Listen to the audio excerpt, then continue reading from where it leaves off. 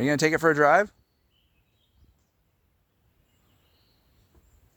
If I can. Okay. This morning we're back out on this house that we're tearing down, and we've got the doors out, railings, windows. We've even taken the closet doors out, and we've kind of got it situated in the garage, and there's a whole bunch of people that are coming to pick up doors and windows and the sinks and the dishwasher, washer and dryer. There's a lot of good stuff in a house, even though this double wide trailer is early 1970s.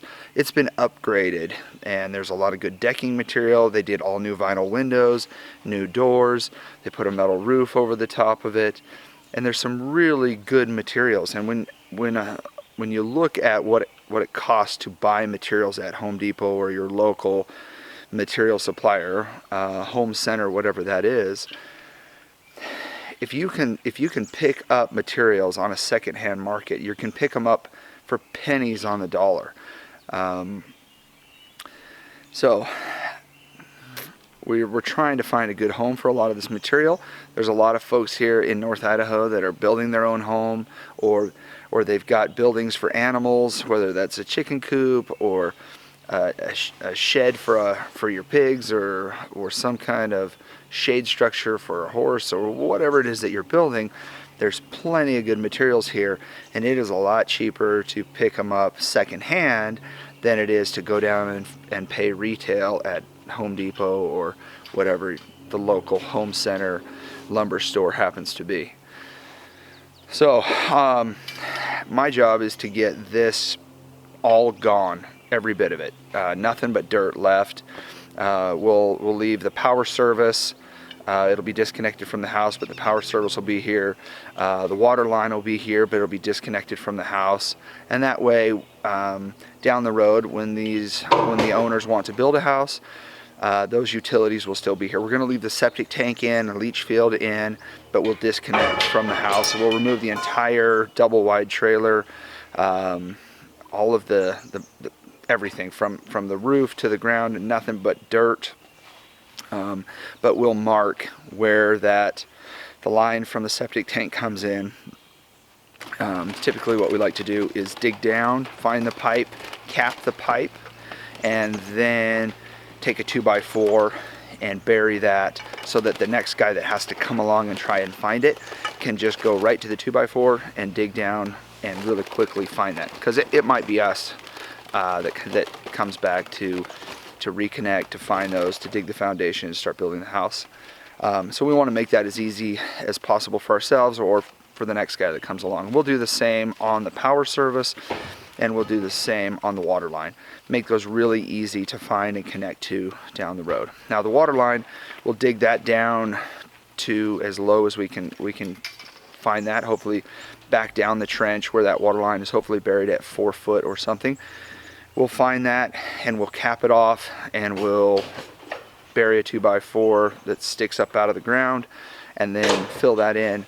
And then when it comes time to set the house and connect up the water line, we can easily find it and hook up to it and run that water line up to the house. So those are some of the things that we're thinking about as we're tearing this down, doing this demolition. Is we could just come in here and blow this thing up, but it's going to create a lot more work down the road for hopefully us. Hopefully we'll build another house here, but if it's not us, or if it takes a couple of years, or if the scheduling doesn't work out, if we've got other projects going on, we want to leave it as easy to reconnect some of these utilities to the next house as possible. So we kind of got to be really careful. I've had the electrician out here, I've met with the water company, I've had all of the utilities marked. So I've got a pretty good handle on where everything is, and so as we start smashing this house up, we know exactly where all that stuff is, and we can avoid some of that, do as little damage to what's going to stay as possible, in trying to get this trailer out of here and make this home site ready for the next house. But I'm really excited that we've been able to repurpose so much of this house to other people. Doesn't always work out great. There's had folks that came out and wanted to take a bunch of the lumber, but in trying to get the lumber out, the lumber broke, the 4x4 split, and by the time they got it all taken apart, a lot of it was broken up and it wasn't worth much. So sometimes it works out, sometimes it doesn't. We've got some folks that are taking off the Trex decking, and it's been a real nightmare. A lot of the screws are rusty and broken, and they're out there. It's been a fist fight for them trying to pull up that decking material. But at the price they've got it, it's almost free in comparison to what they would pay for Trex decking if they had to go down and buy it. And then there's a whole bunch of it here. I figure there's about 500 square foot of Trex decking. So if they pull that up, take it home, and build a 300 or a 400 square foot deck and put the Trex decking down, it's going to save them a lot of money. And there's still a lot of life in this Trex decking. It's covered in a lot of spots. It's not been abused. It's not old or sun rotten at all. So I'm glad to see that a lot of this stuff is getting used and going to good homes. And from a selfish perspective, every bit that goes in somebody's car is something I don't have to haul to the dump. And so if it can help somebody, and if it saves me the money of having to pay the landfill and pay the trucking on it, it's just a win-win-win to try and repurpose this. So I hope as other people are doing demolition or these types of projects that taking the time, slowing down enough to take a week or two to allow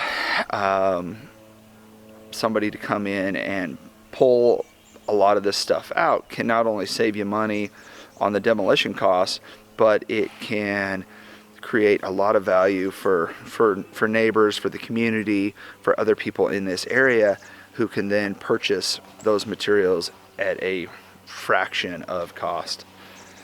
So today we've got a lot of people coming. We've got most of the stuff pulled and put in the garage.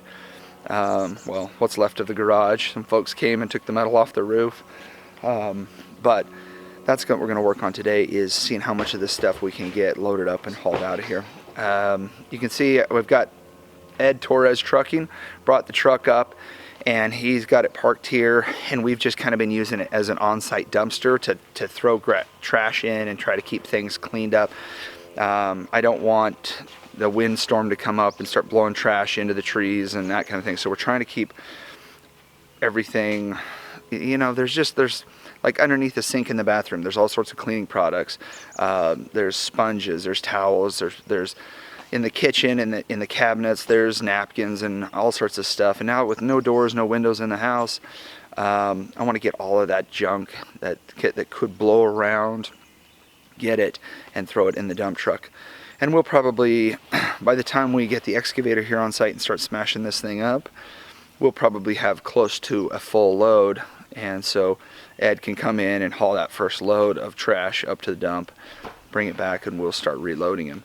But it's a lot better than worrying about it blowing into the trees or making a bigger mess.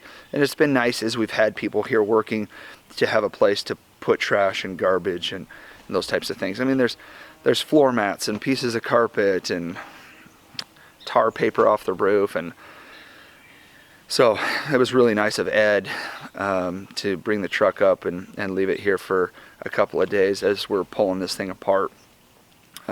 So if you need a good dump truck in North Idaho, Ed Torres Trucking, look him up.